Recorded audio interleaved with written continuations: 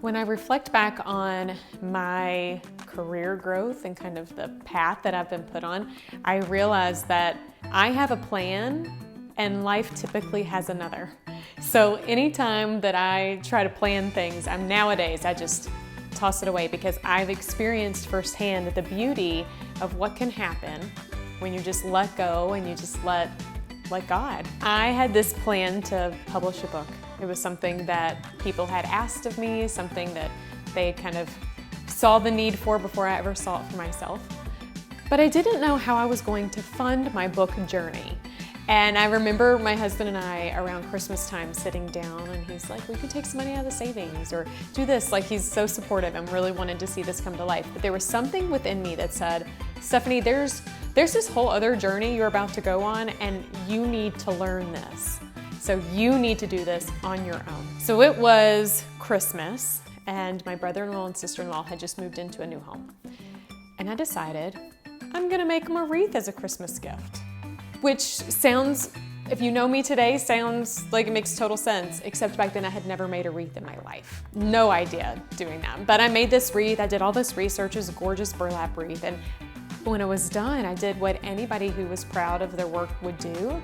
I took a photo and shared it on Facebook. Decided, oh my gosh, I'm so proud. Look at what I just created. Little would I know this need that I had to figure out how to fund something that would quite frankly change my life all came down to that moment that I shared something in a very vulnerable way. Because when you're creative, that's vulnerable. I was afraid, what if nobody would like it? Or, what if they didn't see the joy that I had in it? But that wasn't the case. Very quickly, people said, do you sell these? Do you sell these? I'm like, maybe, yes. Yes, I sell wreaths now. And that began the beginning of 2 years where I was deep in this creative therapy for myself and this beautiful gifts I could give to other people. And it ended up funding my entire book journey. And it is what also taught me how to run a business, how to be able to take credit card from my phone, how to be able to create transactions for people. And I was able to use what wasn't meant to be a business to teach me how to run a business. And it became so important when my book came out because I already knew some things that were critical and necessary that others may not have. What I've also found in this journey when the Color Today Pretty custom wreaths and gifts business evolved was that many times in life, the things that you do and the things that you love doing are not meant for you alone. They're meant for someone else. They're meant to impart on someone else.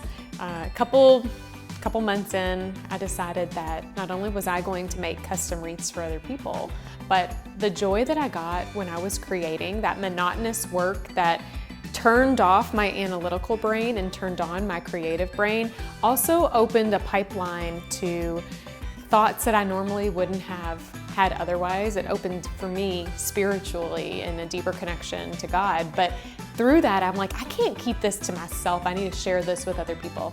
So I started teaching wreath workshops, which also opened the door and helped me evolve as a coach. So much of what I've learned as teaching wreath workshops and through my wreath business, I'm now oddly intertwine into my author journey and how I help authors and entrepreneurs bring their gifts and their messages to life.